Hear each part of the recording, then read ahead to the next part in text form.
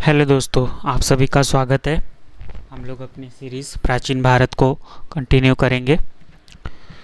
आज हम लोग प्राचीन भारत में पढ़ेंगे पारिस्थितिकी एवं पर्यावरण, भाषाई पृष्ठभूमि, मानव विकास, पूरा पाषाण युग, नव पाषाण युग, पहला आजीविका का उत्पादन एवं पशुपालन। चलिए अपने कक्षा की शुरुआत करते हैं। आप हमारे चैनल को लाइक, सब्सक्राइब और शेयर भी करें ताकि ज़्यादा से ज़्यादा लोगों तक पहुंच सके और उनको भी इसका फ़ायदा मिल सके। चलिए स्टार्ट करते हैं। पारिस्थितिक और पर्यावरण। समकालीन समय में कई देशों में विस्फोटक जनसंख्या वृद्धि के साथ बढ़ते हुए औद्योगिकरण के चलते पौधों, जानवरों और पानी के स्रोतों, मिट्टी और धातुओं जैसे प्राकृतिक संसाधनों को बचाने की समस्या पर पूरी दुनिया चिंतित है। प्राकृतिक वातावरण और जनसंख्या के बीच अंतर संबंध एक महत्वपूर्ण मुद्दा माना जाता है। इसकी व्याख्या पारिस्थितिकी और पर्यावरण की समस्या के रूप में होती है। पारिस्थितिकी शब्द सन 1869 में गढ़ा गया था। यह अपेक्षाकृत एक नया विज्ञान है। हाल ही के समय तब इसे जीव विज्ञान की शाखा के रूप में जाना जाता था, लेकिन इसे एक स्वतंत्र विषय माना जाता है। हालांकि यह जीव विज्ञान के साथ निकटता से जुड़ा हुआ है। यह विषय मनुष्यों, पौधों और जानवरों जैसे विभिन्न जीवों के बीच के संबंध को दर्शाता है। मनुष्यों के उद्भव के साथ जो इंसान की पहली जरूरत बनी वह थी भोजन, आश्रय और परिवहन। प्राचीन काल में मनुष्य जंगली उपज और पशु पक्षियों के शिकार पर जीवित थे, जबकि उस औद्योगिक युग में पौधों और जानवरों के साथ मनुष्यों के संबंध में काफ़ी बदलाव आया और अब कई जीवों को मानवीय प्रयासों द्वारा संरक्षित किया जा रहा है। पर्यावरण और मानव विकास। पर्यावरण का मतलब है प्रकृति और मानव दोनों द्वारा निर्मित परिवेश। प्राकृतिक तत्वों में मिट्टी, वायु और पानी शामिल होते हैं। ये तीनों तत्व पशु, मनुष्य और पेड़ पौधों के जीवन का आधार होते हैं। मानव निर्मित वातावरण में भोजन, आवास और परिवहन से जुड़ी विभिन्न प्रकार की संरचनाएं आती है, जिनमें सड़कें, पुल, बांध आदि, जिनका उपयोग सुविधाओं के तौर पर किया जाता है। पर्यावरण की परिकल्पना में ग्रामीण, शहरी, सामाजिक, आर्थिक, सांस्कृतिक और राजनीतिक स्थितियां शामिल है। मनुष्य के द्वारा निर्मित इन संरचनाओं और प्रयत्नों से पर्यावरण पर सीधा असर पड़ता है, लेकिन पर्यावरणीय नियतिवाद के बारे में ऐसा सोचना गलत होगा कि प्राकृतिक परिवेश को इन मानवीय प्रयासों से बहुत ज़्यादा प्रभावित किया है। हम देखते हैं कि एक तरफ वनों की सफाई कर अनाज के उत्पादन की दिशा में अग्रसर होने से बड़ी बस्तियों का निर्माण हुआ, दूसरी तरफ जलवायु के परिवर्तन और नदियों के मार्ग बदलने से कुछ इंसानी रहरवास खत्म हुए और आबादी का पलायन हुआ। यद्यपि ईसा पूर्व 9000 के बाद से वैश्विक स्तर पर जलवायु परिवर्तन नहीं हुए हैं, केवल कुछ महत्वपूर्ण क्षेत्रीय बदलाव भर हुए हैं। इस प्रकार प्राचीन जलवायु से जुड़े कई विद्वानों का मानना है कि ईसा पूर्व तीसरे और दूसरे शताब्दी में शुष्कता और हिमकरण का तापमान मध्य एशिया में बहुत ज़्यादा था। ईसा पूर्व दूसरी सहस्त्राब्दी तक यहाँ बेहद ठंड पड़ती थी। इस कारण दक्षिण मध्य एशिया के लोग कम ठंडे क्षेत्र की तलाश में भारतीय उपमहाद्वीप की तरफ आकर्षित हुए। यह पलायन इंडो आर्यन भाषा बोलने वाले और ऋग्वैदिक लोगों का था। प्राकृतिक संसाधनों के दोहन के बिना हम प्राचीन समय में मानव विकास की कल्पना नहीं कर सकते। भारत में सबसे पुरानी बस्तियां आमतौर पर पहाड़ी, पठार या जंगल इलाके, झीलों या नदियों के पास स्थापित होती थी, जहां लोग जीवित रहने के लिए पत्थरों और हड्डियों के औजार बना सकते थे। इन औजारों का उपयोग पक्षियों और जानवरों के शिकार के लिए किया जाता था। साथ ही इनका उपयोग खेती के लिए मिट्टी को तैयार करने और घरों को बनाने के लिए जमीन समतल करने में भी किया जाता था। वातावरण एवं बस्तियां। कठोर जलोढ़ की मिट्टी, वनों की कटाई और खेती के बिना उन खेती करने वाले समाजों का बसना लगभग असंभव था और गंगा के समतल मैदानों में आकर बसा ऐसा लोहे की कुल्हाड़ी और लोहे के हल के उपयोग के कारण लगभग ईसा पूर्व 500 से ही संभव हुआ होगा। इसके लिए देश के विभिन्न हिस्सों में लोहे की खानों की खोज की गई और इसे निकालने की तकनीक और लोहे के उपकरणों के निर्माण कौशल को विकसित किया गया। मध्य गंगा के समतल मैदानी इलाकों में प्रभावी रूप से कठोर जलोढ़ मिट्टी, विंध्य क्षेत्र की लाल मिट्टी और दक्कन व दक्षिण भारत की काली मिट्टी, कपास की मिट्टी की जुताई के लिए हल की आवश्यकता थी। आज प्राकृतिक पर्यावरण की सुरक्षा पर जोर दिया जा रहा है। हालांकि वनों की कटाई के बावजूद 16वीं से 17वीं शताब्दी तक दोआब के जंगल बचे हुए थे, जहां जंगली जानवरों का शिकार किया जाता था। यह पारिस्थितिकी परिवर्तन केवल आधुनिक समय में देखने को मिलता है। हर हाल में मानव ने पेड़ पौधों और पशुओं के बदौलत ही प्रगति की है। जब मनुष्य ने खेती और पशुपालन शुरू किया तो इससे दोनों के गुणात्मक वृद्धि हुई। बस्तियों के स्थान और आकार मिट्टी और जलवायु की स्थितियों जैसे पर्यावरणीय कारकों पर निर्भर थे, जिनके आधार पर स्थानों का चयन निर्धारित हो पाता था। नदी, झील, जंगल, पहाड़, खनिज और उपजाऊ मिट्टी के साथ अनुकूलित बारिश वाले इलाकों ने कई बसावटों को अपनी तरफ आकर्षित किया। दूसरी ओर शुष्क और जल संसाधन रहित रेगिस्तान ने लोगों को बसने से हतोत्साहित किया। गंगा के समतल मैदानों के कारण इंसानों के रहने लायक वातावरण बना। ईसा पूर्व 500 से पहले और बाद की अवधि में कई बस्तियां बसाई गई। कई कस्बों को दोआब और गंगा के मैदानों में बसाया गया। वर्तमान समय में जो भूमिका सड़कों और रेलवे जैसे परिवहन की है, वह भूमिका उन दिनों नदियों ने मार्गों के रूप में निभाई। जब बाढ़ आती थी तो वनों के किनारे को बहा ले जाती और जंगलों का बढ़ना और फैलना रुक जाता था। हालांकि इससे खेती करने वाले लोगों की जो कृषि योग्य जमीनें थी वे सिंचित हो जाती थी। ईसा पूर्व 2500 के आसपास नदियों के प्रवाह के बदलाव से इंसानी बस्तियां प्रभावित हुई।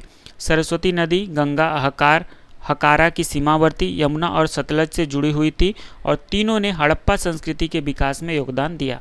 जबकि ईसा पूर्व 1700 में सतलुज और संभवतः यमुना पूर्व की ओर चली गई, जिससे कि हड़प्पा के नगरीय समाज के उपरांत बनी सभ्यता को प्रभावित किया। नदियों के लोगों के रहवास का प्राथमिक स्थान बने। नदियों के इन प्रयोगों ने जंगलों को प्रभावी ढंग से साफ किया और मानव रहवास के निर्माण में सहायता प्रदान की। ऐसा भारत के प्रथम महान शहर पाटलिपुत्र के संदर्भ में देखा जा सकता है। यह गंगा और सोन नदी के किनारे स्थित है। शहर के नज़दीक की उत्तर में गंगडक या घाघरा और दक्षिण में पुनपुन नदी भी गंगा में आकर मिल गई। तीनों तरफ नदियों की उपस्थिति ने पाटलिपुत्र को लगभग एक जल बंदरगाह बना दिया और इसे राज्य की पहली महान राजधानी बनने में मदद की। हालांकि पाटलिपुत्र गंगा और सोन के प्रयाग पर स्थित था। बाद में सोन नदी पश्चिम की ओर चली गई। प्रागैतिहासिक काल में चिरांद महत्वपूर्ण हो गया क्योंकि यह गंगा और घाघरा के प्रयाग पर स्थित था और इसके आसपास की जगह जंगलों से आच्छादित थी। ऐसा चिरांद में हुए नवपाषाण युग के औजारों के उत्खनन से पता चलता है। उनमें से कई औजार बारहसिंगा की हड्डियों से बने हैं, जो इस बात की ओर संकेत देते हैं कि इन जंगलों में हिरण का शिकार होता था। हालांकि बस्तियों की बसावट के लिए नदियों का किनारा एक उपयुक्त स्थान था। लोग तालाब और झील के किनारे भी बसे। ईसा पूर्व दूसरी सहस्त्राब्दी में पूर्वी उत्तर प्रदेश और उत्तरी बिहार में हमें ऐसे स्थान देखने को मिलते हैं। जलाशयों के किनारे जीवन का बसना आज भी उसी तरह जारी है। बारिश और मानवीय प्रयास अध्याय 4 में वर्णित वर्षा की प्रासंगिकता को हम याद करते हैं और बारिश व मानव प्रयासों के बीच के अंतर संबंध को समझ सकते हैं। हड़प्पा संस्कृति एक शुष्क और अर्ध रेगिस्तानी क्षेत्र में पाई जाती है। इसका श्रेय अच्छी बारिश को जाता है। वैज्ञानिक लोग ईसा पूर्व तीसरी शताब्दी में हड़प्पा क्षेत्र में पर्याप्त बारिश का वर्णन करते हैं। जब कम बारिश हुई तो इसका हड़प्पा की बसावटों पर प्रतिकूल प्रभाव पड़ा। महाराष्ट्र के इनाम गांव से प्राप्त पेड़ पौधों और जीवों के अवशेषों से यह पता चलता है कि ईसा पूर्व 1000 के आसपास वहां का वातावरण बेहद शुष्क हो गया और ऐसी स्थिति में वहां के लोग अपने घरों को छोड़ने और खानाबदोश जीवन व्यतीत करने को मजबूर हुए। निश्चित ही बारिश ने कृषि और रहवास की स्थापना में मनुष्यों को सहायता पहुंचाई है, लेकिन उष्णकटिबंधीय मानसून की भारी बारिश ने लोगों को नियमित काम को बाधित भी किया है। हर वर्ष बारिश के मौसम में गौतम बुद्ध 4 महीनों के लिए अपनी बुद्धिज्म की शिक्षा दीक्षा के मिशन को रोक देते थे। इस दौरान वे वर्षावास के नाम पर राजगृह, वैशाली और श्रावस्ती जैसे स्थानों पर चले जाते थे। ऐसा कहा जाता है कि बुद्ध ने श्रावस्ती में 26 वर्ष वर्षावास किए। अभी भी लोग बारिश से प्रभावित होते हैं और वर्षा ऋतु में विवाह आदि संपन्न नहीं किया जाता, परंतु आज स्थिति ऐसी भी है। बारिश के बावजूद मजदूरों को तब तक काम करना पड़ता है जब तक संस्थाएं बंद न हो या उन्हें छुट्टी न दी जाए। अन्य प्राकृतिक आपदाएं भारी बारिश से अधिक भयावह है। इसमें बाढ़, तूफान और भूकंप शामिल है। हमें मौर्य पूर्व समय में एक ऐसे अकाल का उल्लेख मिलता है जिसमें कुछ जैनों को मगध से दक्षिण भारत तक पलायन करना पड़ा था।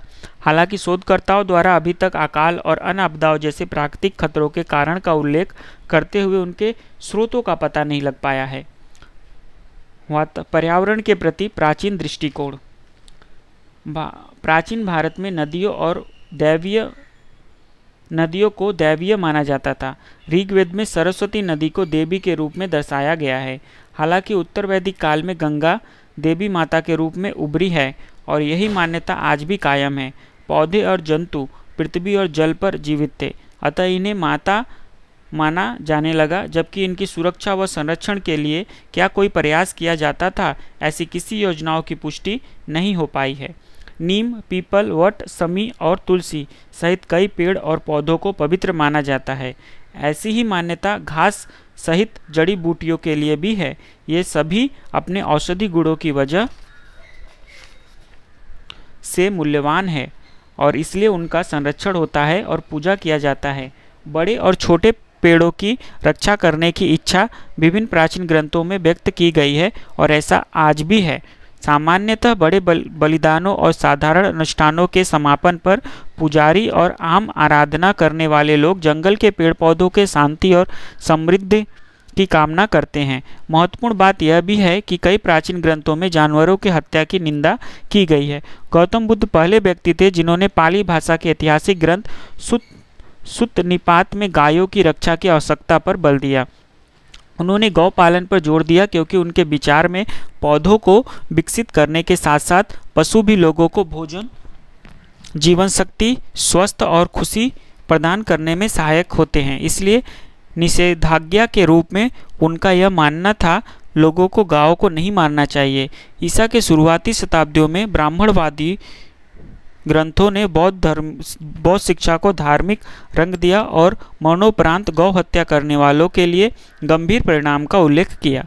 बाद में हाथी की भी पूजा होने लगी।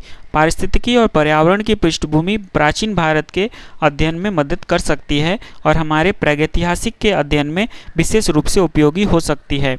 हालांकि प्रकृति के बाद मानवीय संघर्ष के बिना मानव समाज और आगे नहीं बढ़ सकता है। प्राचीन काल में यह संघर्ष मुख्य रूप से पौधों और जानवरों के साथ था। इन पर एक बार नियंत्रण हो जाने के बाद उत्तरोत्तर कई स्तरों पर प्रयास बढ़ते गए। इतिहास पुनः मुख्यतः स्थान और काल के मद्देनजर मनुष्यों के अंतर संबंधों का अध्ययन करता है, लेकिन इतिहासकार एक तरफ मानव प्रयासों और दूसरी तरफ प्राकृतिक शक्तियों के बीच विद्यमान अंतर संबंधों को ध्यान में न रखे तो ऐसा अध्ययन संभव नहीं है। तो यहाँ पे हम लोग का पारिस्थितिकी एवं पर्यावरण खत्म होता है। अब हम लोग पढ़ेंगे भाषाई पृष्ठभूमि। चलिए स्टार्ट करते हैं। भाषाई पृष्ठभूमि। प्रमुख भाषा समूह। भारत कई भाषाओं का देश है। भारत के भाषिक सर्वेक्षण के संपादक और संकलन ग्रियर्सन के अनुसार लगभग 180 भाषा और लगभग 550 बोलियां भारतीय द्वारा बोली जाती है। इन भाषाओं का महत्वपूर्ण समूह है ऑस्ट्रो एशियाटिक, तिब्बत वर्मन, द्रविड़ और इंडो आर्यन। भारत में ऑस्ट्रो एशियाई भाषा सबसे प्राचीन प्रतीत होती है और आमतौर पर मुंडा बोली या भाषा के रूप में जाना जाता है। इन भाषा को बोलने वाले लोग पूर्व में ऑस्ट्रेलिया से लेकर पश्चिम में अफ्रीका के पूर्वी तट के करीब मेडागास्कर तक फैले हुए हैं। हालांकि दक्षिण एवं पूर्वी एशिया में इस भाषा को बोलने वाले बड़ी संख्या में हैं। मानव विज्ञानी मानते हैं कि ऑस्ट्रिक लोग ईसा पूर्व 40,000 से आसपास ऑस्ट्रेलिया आए। इसलिए यह प्रबल संभावना बनती है कि वे 50,000 वर्ष पहले अफ्रीका से भारतीय उपमहाद्वीप तक होते हुए दक्षिण पूर्व एशिया और ऑस्ट्रेलिया गए। उस समय तक भाषा का आविष्कार हो चुका था। मानव आनुवंशिकी से पता चलता है कि 50,000 वर्ष पहले अफ्रीका के लोग दक्षिण भारत आए थे। यहाँ से वे अंडमान निकोबार द्वीपों के माध्यम से इंडोनेशिया और बाद में ऑस्ट्रेलिया गए। ऑस्ट्रो एशियाई। ऑस्ट्रिक भाषा परिवार को दो उप परिवारों में विभाजित किया गया है। भारतीय उपमहाद्वीप में बोली जाने वाली ऑस्ट्रिक एशियाटिक और ऑस्ट्रेलिया और दक्षिण पूर्व एशिया में बोली जाने वाली ऑस्ट्रोनेशियन भाषा ऑस्टिक एशियाई उप परिवार में दो शाखाएं हैं, मुंडा और मोन खमेर। मोन खमेर खासी भाषा का प्रतिनिधित्व करती है, जो उत्तर पूर्वी भारत के मेघालय में खासी और जैतिया पहाड़ियों द्वारा और निकोबार द्वीप में भी बोली जाती है। हालांकि मुंडा भाषा बहुत बड़े क्षेत्र में बोली जाती है। उपमहाद्वीप में झारखंड, बिहार, पश्चिम बंगाल और उड़ीसा के सबसे बड़े कबीलाई समूह संथाल इन भाषा को बोलते हैं। मुंडा, संथाल और होज इत्यादि के भाषा रूप को मुंडारी भाषा भी कहा जाता है, जो पश्चिम बंगाल, झारखंड और मध्य भारत में प्रचलित है। हिमालय में मुंडा सबसे व्यापक रूप में है। तिब्बत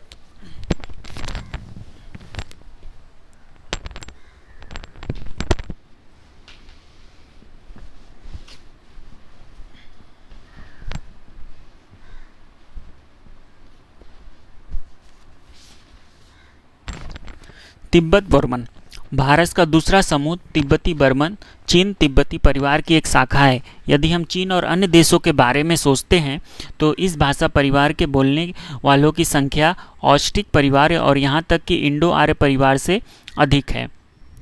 इस परिवार की 300 से ज़्यादा भाषाएं हैं जो चीन, तिब्बत और म्यांमार में बोली जाती है। भारतीय उपमहाद्वीप में तिब्बती बर्मन भाषा हिमालय में उत्तर पूर्वी असम में उत्तर पूर्वी पंजाब तक फैली हुई है। यह भारत के उत्तर पूर्वी राज्यों में प्रयोग की जाती है और यहाँ बड़ी संख्या में लोग तिब्बती बर्मन भाषा के विभिन्न रूपों में बात करते हैं। विभिन्न कबीले इस भाषा की 116 बोलियों का इस्तेमाल करते हैं। उत्तर पश्चिमी राज्यों में जहाँ से बोली जाती है उनमें त्रिपुरा, असम, मेघालय, अरुणाचल, नागालैंड, मिजोरम और मणिपुर राज्य शामिल है। पश्चिम बंगाल के दार्जिलिंग क्षेत्र में भी तिब्बती बर्मन भाषा प्रचलित है। यद्यपि ऑस्ट्रिक और तिब्बती बर्मन दोनों भाषाएं द्रविडियन और इंडो आर्यन से बहुत पुरानी है, लेकिन लेखनी के अभाव के कारण द्रविडियन और इंडो आर्यन की तरह इन भाषाओं में कोई साहित्य नहीं विकसित किया गया। हालांकि 19वीं शताब्दी में ईसाई मिशनरियों द्वारा दर्ज किंवदंतियों और मौखिक परंपराओं के साहित्य लिखे गए हैं। यह महत्वपूर्ण है कि एक तिब्बती बर्मन शब्द बुरुंजी का इस्तेमाल वंश वृद्धि के अर्थ में मध्ययुगीन काल में अहोम द्वारा किया जाता था। ऐसी संभावनाएं हैं कि पारिवारिक वंश वृक्ष के लिए मैथिली शब्द पंजी तिब्बती बर्मन शब्द से जुड़ा था। द्रविड़ भाषा में भारत में बोली जाने वाली भाषाओं का तीसरा परिवार द्रविडियन है। द्रविडियन है भाषा का यह रूप लगभग पूरे दक्षिण भारत में फैला हुआ है और यह उत्तर पूर्वी श्रीलंका में भी प्रचलित है। इस क्षेत्र में 20 द्रविडियन भाषाएं बोली जाती है। द्रविडियन भाषाओं का सबसे प्रारंभिक रूप ब्राहुई पाकिस्तान में स्थित भारतीय उपमहाद्वीप के उत्तर पश्चिम भाग में पाया जाता है। द्रविडियन बोलने वाले लोगों के पलायन के दो दृष्टिकोण हैं, आनुवंशिक और भाषाई। आनुवंशिक दृष्टिकोण के अनुसार पहली बार प्रमुख पलायन लगभग 30,000 वर्ष पहले मध्य पूर्वी एशिया से भारत में हुआ। दूसरे दृष्टिकोण के अनुसार द्रविडियन 6,000 वर्ष पहले इलम में आए थे। ऐसा लगता है कि द्रविडियन भाषा बोलने वालों के विस्तार की प्रक्रिया ईसा पूर्व 30,000 के आसपास शुरू हुई और ईसा पूर्व 4,000 तक चली। भाषा विज्ञान के विद्वानों के अनुसार द्रविडियन भाषा की उत्पत्ति इलम से हुई है, जो कि दक्षिण पश्चिम ईरान है। यह भाषा ईसा पूर्व 4वीं शताब्दी की मानी जाती है और ब्रहुई इससे भी पहले की है। यह अभी भी ईरान, तुर्कमेनिस्तान, अफगानिस्तान और पाकिस्तान में भी बलूचिस्तान और सिंध के राज्यों में बोली जाती है। ऐसा कहा जाता है कि द्रविडियन भाषा पाकिस्तान होते हुए दक्षिण भारत पहुंची। यहाँ से तमिल, तेलुगु, कन्नड़, मलयालम जैसी मुख्य भाषाएं पैदा हुई, लेकिन तमिल अन्य भाषाओं की तुलना में कहीं ज़्यादा द्रविडियन है। झारखंड और मध्य भारत में बोलने जाने वाली उरावा या खुरुक भी द्रविड़ ही है, लेकिन यह मुख्य रूप से उराव जनजाति के सदस्यों द्वारा बोली जाती है। इंडो आर्यन चौथा भाषा समूह इंडो यूरोपियन परिवार के अंतर्गत आता है। वैज्ञानिकों द्वारा मध्य एशिया में पाए गए आनुवंशिक संकेत भारत में इंडो आर्यन भाषा बोलने वाले लोग बहुतायत में हैं। द्रविडियन बोलने वालों की संख्या इसकी अपेक्षा थोड़ा कम है। इससे पता चलता है कि इंडो यूरोपियन बोलने वाले लोग भारत की तरफ पलायन होकर आए। ऐसा कहा जाता है कि इंडो यूरोपियन परिवार की पूर्वी शाखा या आर्य शाखा 3 उप शाखाओं में विभाजित है, जो इंडो ईरानियन, दार्दिक और इंडो आर्यन के रूप में जानी जाती है। ईरानियन, जिसे इंडो ईरानियन भी कहा जाता है, ईरान में बोली जाती है और इसके शुरुआती उदाहरण झंड अवेस्ता में पाए जाते हैं। दार्दिक भाषा पूर्वी अफगानिस्तान, उत्तरी पाकिस्तान और कश्मीर की है। हालांकि अधिकांश विद्वानों ने दार्दिक भाषा को इंडो आर्यन भाषा की एक शाखा माना है। इंडो आर्यन भाषा पाकिस्तान, भारत, बांग्लादेश, श्रीलंका और नेपाल में बड़ी संख्या में लोगों द्वारा बोली जाती है। लगभग 500 इंडो आर्यन भाषाएं उत्तर और मध्य भारत में बोली जाती है। पुरानी इंडो आर्यन में वैदिक संस्कृति भी शामिल है। मध्य इंडो आर्यन ईसा पूर्व 500 से सन 1000 तक के प्राकृतिक पाली और अपभ्रंश को अपने में शामिल करती है। प्राकृतिक और प्राचीन संस्कृति का विकास शुरुआती मध्ययुगीन काल में भी जारी रहा और सन 600 तक कई अपभ्रंश शब्द मिले। हिंदी, बंगाली, असमिया, उड़िया, मराठी, गुजराती, पंजाबी, सिंधी और कश्मीरी जैसी आधुनिक इंडो आर्यन क्षेत्रीय भाषाएं मध्यकाल में अपभ्रंश से विकसित हुई। जैसा कि नेपाली और कश्मीरी का मूल रूप दार्दिक है, लेकिन बाद में यह संस्कृत और प्राकृत से काफ़ी प्रभावित हुई। यद्यपि भारत में 4 भाषाओं का समूह है, इन्हें बोलने वाले लोग अलग इकाई नहीं बनाते हैं। अतीत में विभिन्न भाषाई समूहों के बीच एक सतत विकास जारी था। नतीजन एक भाषा समूह के शब्द दूसरे भाषा समूह में दिखाई देते हैं। यह प्रक्रिया वैदिक काल में प्रारंभ हुई। मुंडा और द्रविड़ भाषा के शब्द बड़ी संख्या में ऋग्वेद में पाए जाते हैं। हालांकि इंडो आर्यन भाषा बोलने वाले लोगों के सामाजिक और आर्थिक प्रभुत्व ने आखिरकार कई कबीलाई भाषाओं पर वर्चस्व बनाते हुए उन्हें खत्म कर दिया, जबकि इंडो आर्यन भाषा के शासक वर्ग अपनी ही भाषा का इस्तेमाल करते थे, लेकिन वे कबीलाई बोलियों का इस्तेमाल किए बिना उनके संसाधनों और जनशक्ति का फायदा नहीं उठा सकते थे। इससे शब्दों का आदान प्रदान शुरू हुआ। सजातीय समूह और भाषा परिवार। भारतीय उपमहाद्वीप में 4 भाषा परिवारों में से प्रत्येक का संबंध 4 प्रजाति समूह से है, जिनमें भारत के लोग विभाजित हैं। ये 4 समूह है: नेग्रिटो, ऑस्ट्रेलाइड, मंगोलाइड और कॉकेसोइड। यह इंसानी प्रजातीय विभाजन 19वीं सदी में किया गया था और यह लोगों की शारीरिक विशेषताओं पर आधारित था।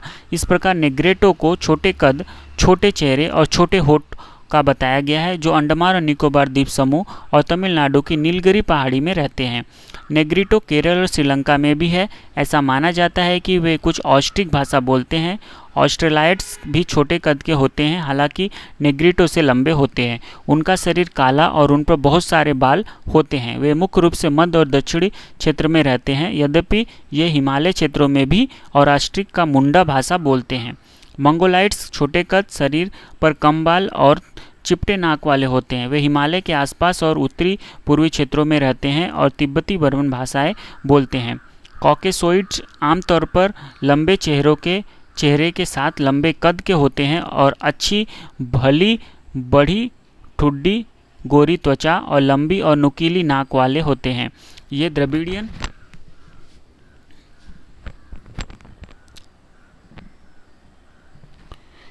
द्रविडियन और इंडो आर्यन दोनों भाषाएं बोलते हैं, अतः इनका संबंध एक ही भाषा से नहीं है। एक नस्लीय समूह को दूसरों से अलग करना मुश्किल है, क्योंकि जलवायु परिस्थितियों के कारण उनकी शारीरिक विशेषताएं बदलती रहती है। यह दिलचस्प है कि कुछ क्षेत्रों में ब्राह्मणों और चमारों की समान शारीरिक विशेषताएं हैं और दोनों एक ही भाषा बोलते हैं। ब्राह्मण अपने गोत्र नामक समूह का उल्लेख करते हैं, लेकिन चमारों में ऐसे गोत्रों का उल्लेख नहीं मिलता। हालांकि विभिन्न सांस्कृतिक क्षेत्रों के सभी सीमावर्ती क्षेत्रों में लोग 2 या 2 से अधिक भाषा बोलते हैं। इससे भी महत्वपूर्ण बात यह है कि विभिन्न लोगों के आपसी मिलन से भाषाओं में भी सम्मिश्रण होता है। इस प्रकार लोगों में ना तो उनकी मूल विशेषताएं एक रहती है और ना ही उनकी भाषा अपरिवर्तनीय रह पाती है। इसलिए किसी भी भाषा को सिर्फ किसी विशेष जाति समूह से जोड़कर नहीं देखा जा सकता। हमारा यहाँ पर भाषाई पृष्ठभूमि का समापन होता है। नेक्स्ट हम लोग मानव विकास पूरा पाषाण युग को पढ़ेंगे। चलिए स्टार्ट करते हैं।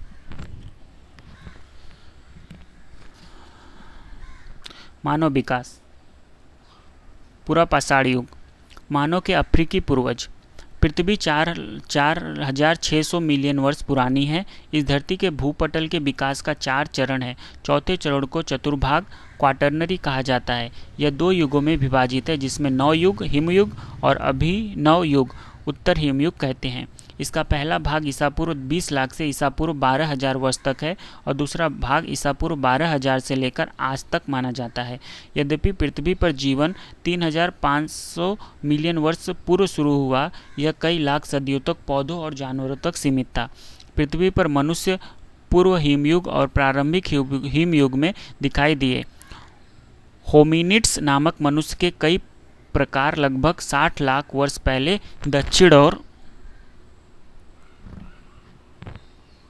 पूर्वी अफ्रीका में रहते थे। प्राचीनतम मानव के रूप में जिस जीव का विकास हुआ था वह करीबन 30 मिलियन वर्ष पहले विकसित हुआ था।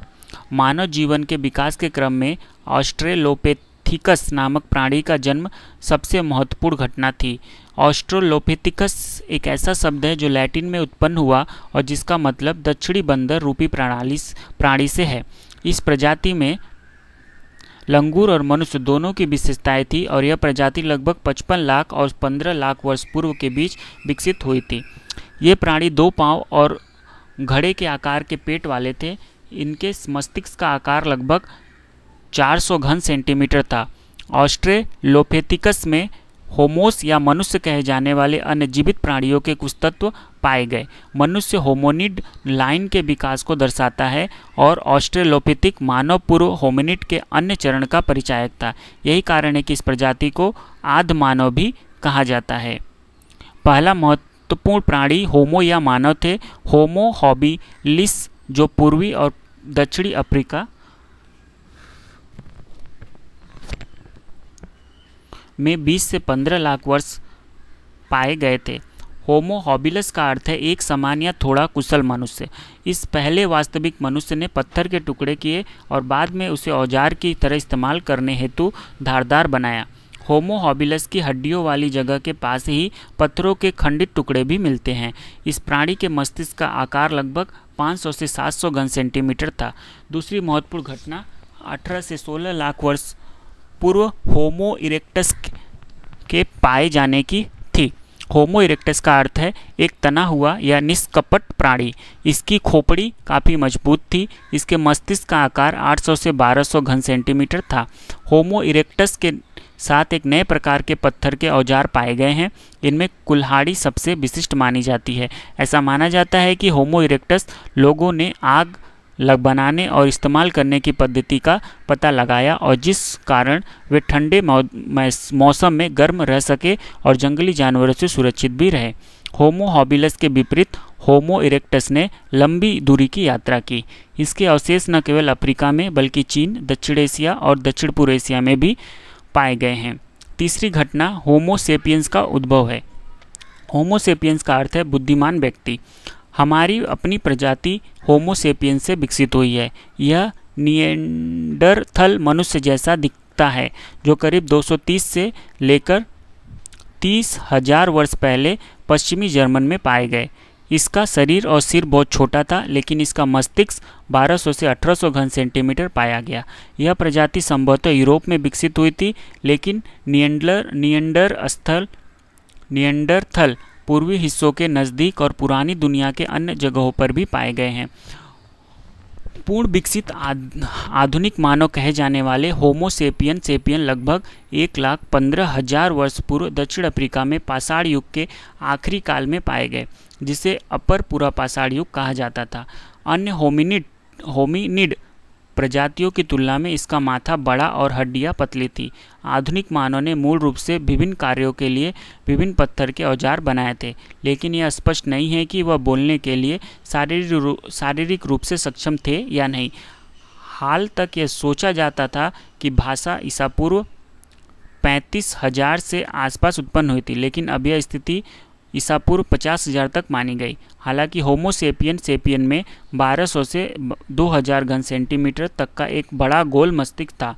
इसने आधुनिक मानव को अधिक प्रभावी ढंग से कार्य करने में सक्षम बनाया और इसे पर्यावरण को अपने अनुकूल बनाने में सक्षम बनाया। भारत के प्रारंभिक मानव।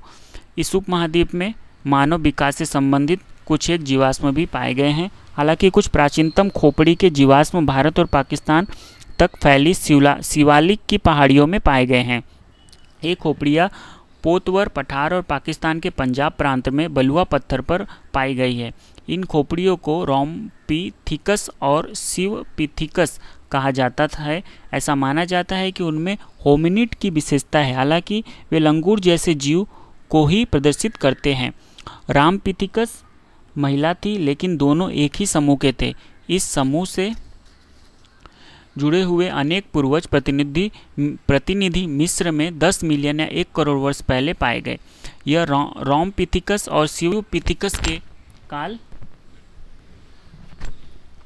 काल निर्धारण का एक आधार हो सकता है, लेकिन इन खोपड़ियों को 22 लाख वर्ष पुराना माना जाता है। किसी भी रूप में इससे यह पता नहीं चलता कि यह प्रजाति उपमहाद्वीप के अन्य हिस्सों में फैली है। ऐसा प्रतीत होता है कि उपमहाद्वीप में शिवालिक क्षेत्रों के होमिनिड का विकास रुक गया और अंततः यह प्रजाति विलुप्त हो गई।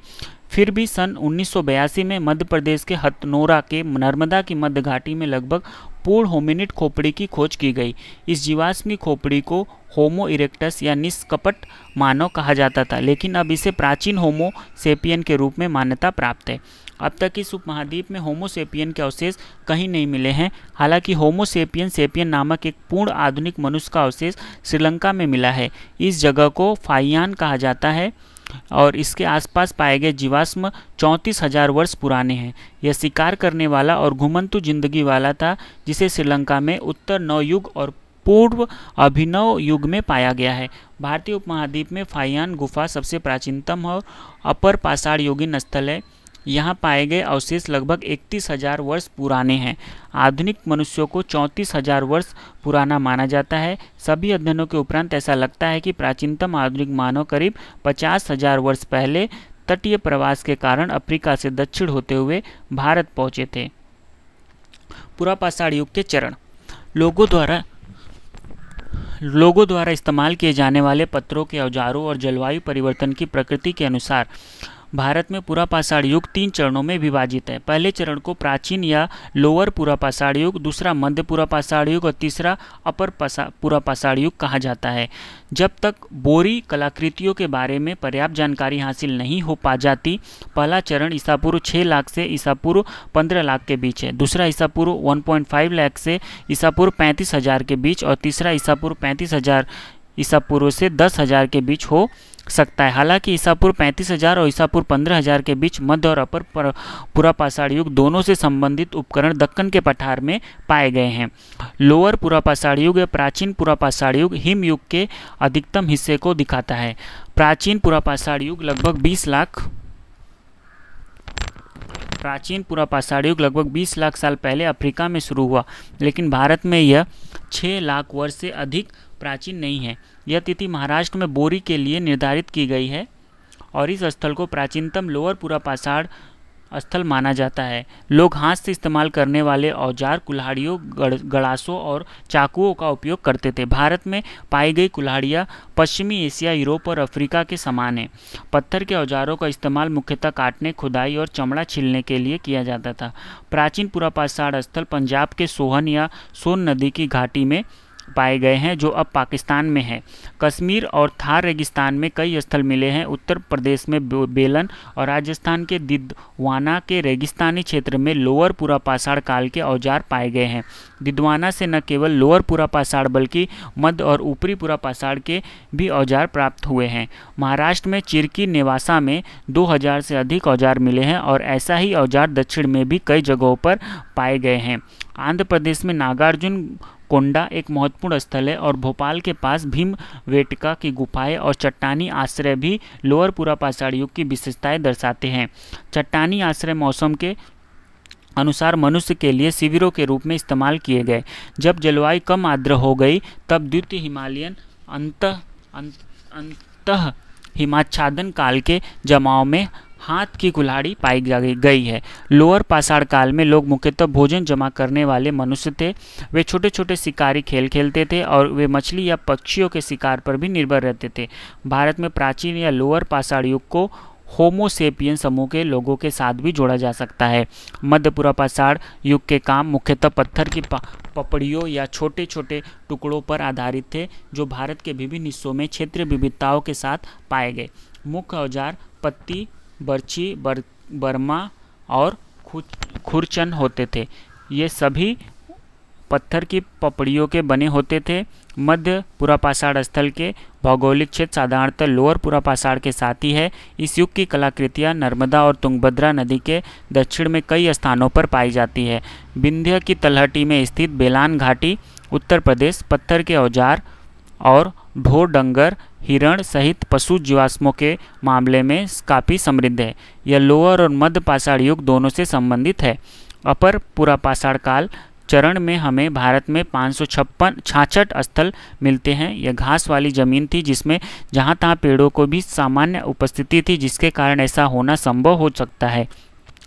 संयोगवश हिमयुग के अंतिम चरण में जब जलवायु अपेक्षाकृत गर्म होती थी तो जलवायु कम आर्द्र होती थी। वैश्विक संदर्भ में यह चकमक पत्थर के नए कामों और आधुनिक मनुष्यों होमोसेपियन की उपस्थिति का सूचक है। भारत में हम पत्ती और खंती का उपयोग करते हैं, जो आंध्र प्रदेश, कर्नाटक, महाराष्ट्र, केंद्रीय मध्य प्रदेश, दक्षिण उत्तर प्रदेश, झारखंड और आसपास के क्षेत्रों में पाए गए हैं। मनुष्यों द्वारा गुफाएं और चट्टानी आश्रयों का इस्तेमाल अपर पूर्वापाषाण युग में भोपाल से 45 किलोमीटर दक्षिण में भीमबेटका में खोजा गया है। अपर पूर्वापाषाण काल में संग्रहित पपड़ियों, पत्तियों, खंतियों और खुरचनों का आकार अपेक्षाकृत बड़ा देखा गया है। ये गुजरात के रेत के टीलों के ऊपरी भाग में भी पाए गए हैं। मध्य पाषाण युग, शिकारी और पशुपालक। ईसा पूर्व 10,000 के आसपास हिमयुग के अंत के साथ अपर पूर्वापाषाण युग समाप्त हुआ। जैसा कि हम जानते हैं कि वैश्विक संदर्भ में नव युग के बाद का हिमयुग संयोग वंश पूर्वापाषाण युग के साथ ही 20 लाख वर्ष पूर्व से ईसा पूर्व 12,000 तक चला, और जब यह समाप्त हो गया तो जलवायु गर्म और बरसाती हो गई। जलवायु परिवर्तन ने जीव और वनस्पतियों में परिवर्तन लाए। मनुष्य ने पर्याप्त वर्षा, सघन वनस्पति और वन का लाभ उठाया। तब से जलवायु परिवर्तनों में कोई बड़ा बदलाव नहीं हुआ है। ईसा पूर्व 9000 में पाषाण युग संस्कृति में एक मध्यवर्ती चरण शुरू हुआ, जिसे मध्य पाषाण युग कहा जाता है।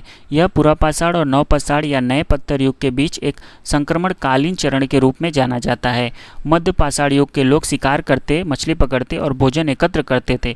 बाद के चरण में वे पशुपालन भी करने लगे। पहले 3 कामों में पूर्वापाषाण कालीन जीवन शैली ही जारी रही, जबकि इसके अंत में नवपाषाणी संस्कृति विकसित हुई। इस प्रकार मध्य पाषाण युग वह संक्रमण काल बना जो पशुपालन आधारित जीवन यापन के साथ साथ मध्य पाषाण युग के पहले चरण को भी दर्शाता है। मध्य पाषाण युग के विशेष औजार माइक्रोलिथ्स या छोटे थे। मध्य पाषाणीय स्थल राजस्थान, दक्षिणी मध्य प्रदेश, मध्य और पूर्वी भारत और कृष्णा नदी के दक्षिण में भी है। उनमें से राजस्थान के बागोर में अच्छी खुदाई की गई है। इसकी विशिष्टता छोटे औजारों की है और यहाँ के रहवासी शिकार और पशुपालन से अपनी आजीविका चलाते थे। ईसा पूर्व 5 मिलेनियम से 5000 ईसा पूर्व तक ऐसे स्थानों का अस्तित्व बना रहा। भारतीय उपमहाद्वीप में मध्य प्रदेश के आदमगढ़ और राजस्थान के बागोर में पशुपालन का सबसे पहला प्रमाण मिलता है। यह ईसा पूर्व 5000 के आसपास का हो सकता है। अध्ययन के जरिए यह पता चलता है कि राजस्थान में ईसा पूर्व 7000 से 6000 के आसपास खेती का अनुमान लगाया जाता है, जो कि खारे पानी के झील बनने और सांभर के एकत्रित होने से पहले का है। अभी तक मध्य पाषाण युग की कुछ एक खोजों का ही वैज्ञानिक रूप से तिथि निर्धारण हो पाया है। मध्य पाषाण संस्कृति ईसा पूर्व 9000 ईसा पूर्व से ईसा पूर्व 4000 तक महत्वपूर्ण रही और निसंदेह नव पाषाण संस्कृति के उदय के मार्ग प्रशस्त हुआ। पूर्वापाषाण युग में कला। पूर्वापाषाण और मध्य पाषाण युग में लोग चित्रकला का अभ्यास करते थे। प्रागैतिहासिक कला कई स्थानों पर दिखाई देती है, लेकिन मध्य प्रदेश में भीमबेटका एक आश्चर्यजनक स्थल है। भोपाल के 45 किलोमीटर दक्षिण में विंध्य पर्वत में स्थित 10 वर्ग किलोमीटर के क्षेत्र में 500 से अधिक चित्रित चट्टानी आश्रय है। भीमबेटका में रॉक पेंटिंग अपर पूर्वापाषाण से लेकर मध्य पूर्वापाषाण युग तक और कुछ श्रृंखलाओं में वर्तमान का भी चित्रण है। हालांकि चट्टानी आश्रयों की एक बड़ी संख्या मध्य पाषाण युग के कार्यों से जुड़ी हुई है। इनमें कई पक्षियों, पशुओं और मनुष्यों का चित्रण है और जाहिर है कि इन चित्रों में मौजूद अधिकांश पक्षियों और पशुओं का शिकार जीवन निर्वाह के लिए किया जाता था। अनाज पर बैठने वाले पक्षी शुरुआती चित्रों में नहीं है। ये चित्र स्पष्ट रूप से शिकार, संचय, अर्थव्यवस्था से संबंधित है। अपर पुरापाषाण युग के लोगों ने कलाकारी क्यों की? यह तर्क दिया जाता है कि वे ऐसा कला की खातिर करते थे। हालांकि मानव इतिहास के प्रारंभिक चरण के लिहाज से यह तर्क बहुत बनावटी सा लगता है। यह भी कहा जा सकता है कि उन्होंने सामाजिक संघर्ष से उबरने के लिए कला और इन प्रथाओं को अपनाया। यह जटिल सामाजिक संरचना पर लागू हो सकता है जो गंभीर सामाजिक भेदभाव से ग्रस्त हो। अपर पुरापाषाण समाज में ऐसी स्थिति नहीं थी। किसी भी हालत में लोगों को उन पर नियंत्रण सुनिश्चित करने के लिए विभिन्न जंगली जानवरों को दर्शाया गया, क्योंकि शिकार उनकी आजीविका का प्रमुख साधन था। यद्यपि हम यहाँ कुछ पुरुष और महिलाओं के चित्र पाते हैं, इनमें विभिन्न प्रकार के जानवरों को बार बार देखा जा सकता है। शिकार के संदर्भ में पशु चित्रण प्रथा वास्तविक थी। हड़प्पा के संदर्भ में पशु चित्र पारंपरिक हो जाते हैं। हालांकि लोग मुख्यतः कृषि पर निर्भर रहते थे। हड़प्पा की मुहरों पर जानवरों के चित्र दर्शाए जाते थे। प्रारंभिक मानव संगठन। मनुष्य सामाजिक रूप से कैसे संगठित हुए? उनका किसी टोली पूर्व समाज में रहना स्पष्ट नहीं है। शिकार के लिए टोली बनाई गई होगी और जिसकी अधिकांश संख्या 25 की हो सकती है। परस्पर सहायता के लिए विभिन्न टोलियों के बीच एक गठबंधन हो सकता था और इस तरह के बड़े समूह की संख्या 500 से ज़्यादा नहीं हो पाती थी। इन गठजोड़ों की पुष्टि के लिए कुछ अनुष्ठान आयोजित होते होंगे। आखिरकार एक टोली एक विजातीय वैवाहिक समूह में तब्दील हो गई, जिसे नवपाषाण काल में कबीला कहा जाता था। एक कबीले के सदस्य हमेशा कबीले से बाहर शादी करते थे, लेकिन इन टोलियों ने आपसी सहायता के लिए संबंध स्थापित किए थे। अपर पुरापाषाण चरण में एक टोली के सदस्य शिकार और भोजन को समाज में एकत्रित कर आपस में बांटकर उपयोग करते थे। टोली का निर्माण या टोलियों के समूह को अपर पुरापाषाण काल में विकसित हुई भाषा के उपयोग से सहायता मिली होगी और लोगों के साथ मिलकर रहने में संचार ने एक महत्वपूर्ण भूमिका निभाई होगी। हमारा यहाँ पर नवपाषाण युग मानव विकास पुरापाषाण युग का समाप्त होता है। अब हम लोग नवपाषाण युग पहला आजीविका का उत्पादन और पशुपालन को पढ़ेंगे। चलिए बिना देर किए इसको स्टार्ट करते हैं। हमें आशा है कि आप लोग को ये पढ़ने में आनंद आ रहा होगा और नए नए चीज़ों के बारे में आप लोग सीख रहे होंगे। चलिए स्टार्ट करते हैं। नवपाषाण युग पहला आजीविका का उत्पादन और पशुपालन। बलूचिस्तान में सबसे प्राचीन ग्रामीण बसावट। वैश्विक संदर्भ में नवपाषाण युग की शुरुआत ईसा पूर्व 9000 में हुई। भारतीय उपमहाद्वीप में ईसा पूर्व 7000 का एकमात्र ज्ञात नवपाषाण बसावट मेहरगढ़ में है, जो पाकिस्तान के प्रांत बलूचिस्तान में स्थित है। मेहरगढ़ कोची के समतल मैदान में बोलन नदी के किनारे है, जिसे बलूचिस्तान में अनाज की टोकरी कहा जाता है। यह बसावट इंडस के समतल मैदानों के किनारे पर थी। इसे इंडस और भूमध्य सागर के बीच का सबसे बड़ा नवपाषाणीय बसावटों में से एक माना जाता है। हालांकि पशुपालन में अनाज का उत्पादन करने वाले शुरुआती बासिंदे ईसा पूर्व 5500 के आसपास बाढ़ से बाधित हुए, किंतु पत्थरों और इंडियो के औजारों की मदद से ईसा पूर्व 5000 के आसपास कृषि एवं अन्य गतिविधियां फिर से शुरू हो गई। इन क्षेत्र में नवपाषाण युगीन लोग शुरू से ही गेहूं और जौ का उत्पादन करते थे। वे प्रारंभ में ढोर, डंगर, भेड़ और बकरियां पालते थे। शुरू में बकरी पालन की प्रधानता थी, लेकिन अंततः दो अन्य जानवरों के कारण पशुपालन पहले की तुलना में बढ़ गया। संभवतः पशुपालन में कृषि में भी मदद मिली। अनाज का उत्पादन पर्याप्त मात्रा में बढ़ा, फलस्वरूप भंडारण भी शुरू हुआ, जिसकी खोज विभिन्न चरणों में की गई। भंडारण गृह मिट्टी की ईंटों से बने होते थे, जिनका उपयोग घरों के निर्माण के लिए भी किया जाता था। मिट्टी की ईंटों से बनी कई कमरेनुमा संरचनाएं हैं जो भंडार गृह की तरह लगती है। ईसा पूर्व 4500 से 3500 में कोची के समतल मैदान से इंडस मैदानी क्षेत्र तक खेती के कामों का काफ़ी विकास हुआ। मिट्टी के बर्तनों में भी बेहतरी और बढ़ोतरी हुई। ईसा पूर्व 5000 तक लोग बर्तन नहीं बनाते थे, लेकिन ईसा पूर्व 4500 के बीच कुम्हार का चाक अस्तित्व में आया। बर्तन तेजी से बनने लगे और उन्हें रंगे भी जाने लगे। इंडस की एक सहायक नदी हकरा की सूखी घाटी में नवपाषाण युगीन के अधोकाल की 47 बस्तियां पाई गई है। जाहिर है कि उन्होंने हड़प्पा संस्कृति के उदय के लिए मार्ग प्रशस्त किया। विंध्या के उत्तरी क्षेत्र में पाए जाने वाले कुछ नौ पाषाण स्थल को ईसा पूर्व 5000 का माना जाता है, लेकिन दक्षिण भारत में आमतौर पर 9 पाषाण बस्तियां ईसा पूर्व 2500 से अधिक पुरानी नहीं हैं। दक्षिण और पूर्वी भारत के कुछ हिस्से में वे ईसा पूर्व 1000 तक के भी हैं। 9 पाषाण युग के लोग पत्थर के चिकनाए हुए औजार का इस्तेमाल करते थे। वे विशेष रूप से पत्थर की कुल्हाड़ियों का इस्तेमाल करते थे, जो कि भारत के पहाड़ी इलाकों के महत्वपूर्ण हिस्सों में सबसे बड़ी संख्या में पाई गई है। लोगों ने पत्थर कुल्हाड़ी का इस्तेमाल विभिन्न प्रकार से किया। प्राचीन किंवदंती के अनुसार परशुराम को ऐसा ही एक महत्वपूर्ण कुल्हाड़ी चलाने वाला नायक माना जाता है। 9 पाषाण युगीन लोगों द्वारा विभिन्न कुल्हाड़ियों के इस्तेमाल के आधार पर 9 पाषाण के 3 महत्वपूर्ण इलाके हैं: उत्तर पश्चिम, उत्तर पूर्वी और दक्षिण। उत्तर पश्चिम समूह के 9 पाषाणिक औजारों की पहचान चंद्राकार कटाई वाले धार के आयताकार कुल्हाड़ियों से होती है, जबकि उत्तर पूर्वी समूह के औजारों की पहचान पत्थर की आयताकार कुंदे वाली चिकनी कुल्हाड़ियों और कभी कभी चौरस फावड़े के रूप में की जाती है, और दक्षिणी समूह के औजारों की पहचान अंडाकार किनारों और नुकीले कुंदों वाली कुल्हाड़ियों से होती है। बुर्ज होम और चिरांदा में हड्डियों के औजार। उत्तर पश्चिम में कश्मीरी नौपाषाण संस्कृति की पहचान उनके निवास स्थानों, मिट्टी के विभिन्न प्रकार के बर्तनों, पत्थरों और हड्डियों के बने भिन्न भिन्न औजारों और माइक्रोलिथ के पूर्व अनुपस्थिति के आधार पर की गई थी। श्रीनगर से 16 किलोमीटर उत्तर पश्चिम में स्थित बुर्ज होम इसका सबसे महत्वपूर्ण स्थल है, जिसका अर्थ है भोजपत्र की जगह। 9 पाषाण लोग झील के किनारे खो में रहते थे और उनकी आजीविका संभवतः शिकार एवं मछली पकड़ने पर आधारित थी। वे कृषि कर्म से परिचित मात्र लगते थे। गुफ्रल शब्दतः कुम्हार की गुफा के लोग श्रीनगर से 41 किलोमीटर दक्षिण पश्चिम में एक 9 पाषाण स्थल में कृषि और पशुपालन दोनों करते थे। कश्मीर में 9 पाषाण लोग न केवल पत्थर के चिकनाए औजार बल्कि हड्डी के बने हुए कई उपकरण और हथियार का भी इस्तेमाल करते थे।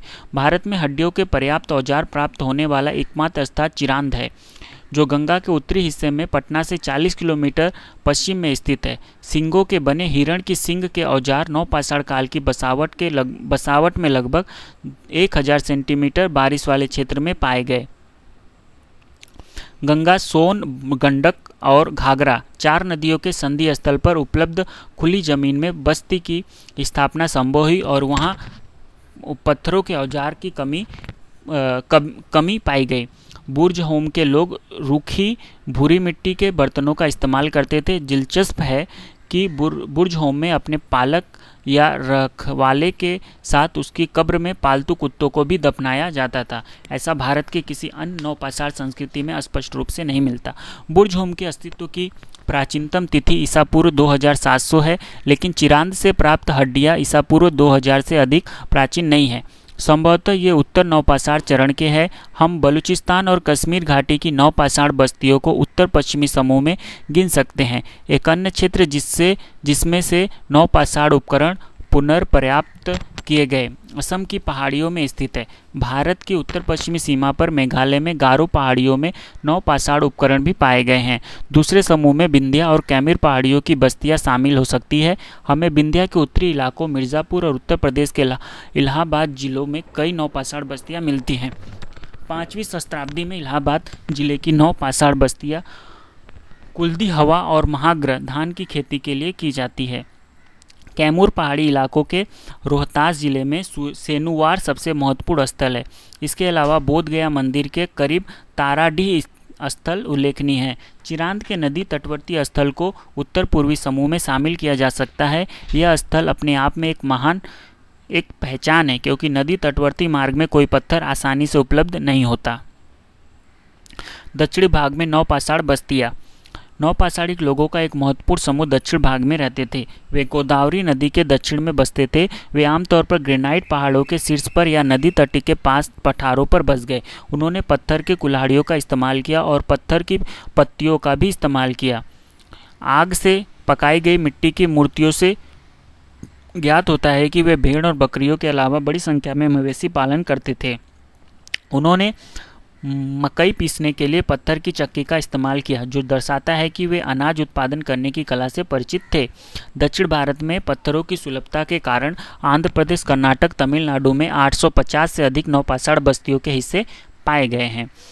उत्खनन के बाद जो कुछ महत्वपूर्ण नौपाषाण स्थल या नौपाषाण सतहें मिली है वे कर्नाटक में मस्की, ब्रह्मगिरी, हल्लूर, कोडेकल, संगानाकल्लू, पिकलीहल एवं तक्कलकोटा और तमिलनाडु में पायमपल्ली है। आंध्र प्रदेश में उतनूर एवं महत्वपूर्ण नौपाषाण स्थल है। दक्षिण भारत में नौपाषाण चरण ईसा पूर्व 2400 से 1000 तक की अवधि को माना जाता है। पिकलीहल में नौपाषाण बासिंदे चरवाहे थे। वे पशु, भेड़, बकरी आदि पालते थे। लकड़ियों से घेरकर बनाई गई गौशाला से घिरी एक संरचना बनाते थे जो मौसम के हिसाब से बनाई जाती थी।